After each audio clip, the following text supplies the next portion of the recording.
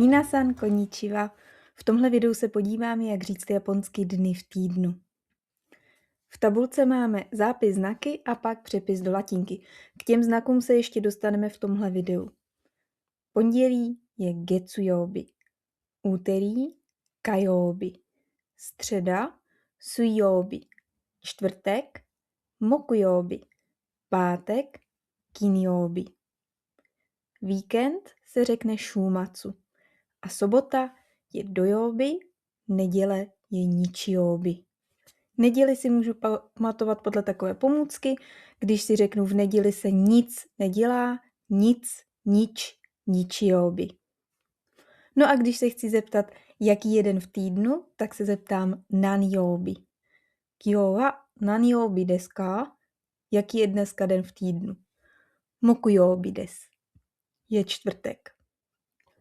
Do věty dny v týdnu zapojíme jednoduše jako jiná slova pro čas. Vždycky zatím bude ni nebo nějaká další partikule, která je spojená s časem.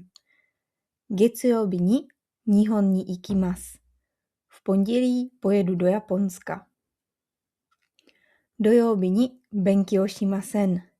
V sobotu se neučím nebo v sobotu se nebudu učit. Suiyobi kara kinyobi made baito o shimashita.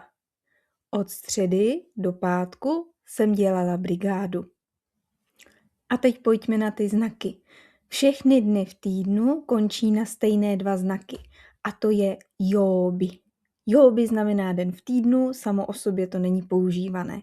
A na prvním místě je vždycky znak pro nějaký element, případně něco na nebi. My tady nezačínáme tentokrát pondělím, ale začínáme nedělí. Japonské kalendáře taky často začínají nedělí a tady v tom případě u těch znaků to dává smysl, protože neděle, nichiyobi, je den slunce.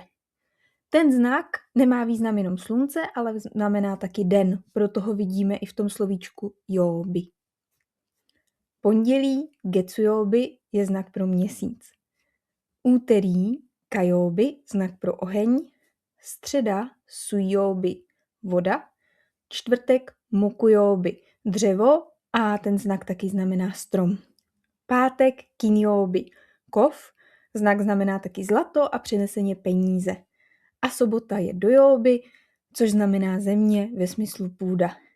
Je to 5 čínských elementů, oheň, voda, dřevo, kov a země. A k tomu je přidaný měsíc a potom to slunce. To je všechno k dnům v týdnu. Otsukare sama deshita.